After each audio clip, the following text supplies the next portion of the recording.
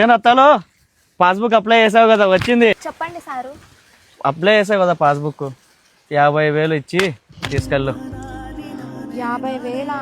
అన్ని డబ్బులు లేవు సారు. లేవు అన్నప్పుడల్లా ఇంకో 5,000 పెరుగుద్ది. 55,000 కట్టి తీసుకెళ్ళి ఇప్పుడు.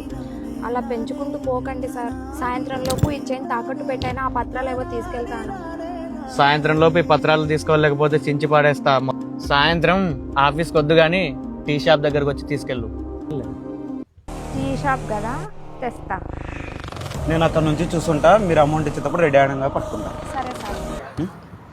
యాడుంది అబ్బాయి రత్తాలు?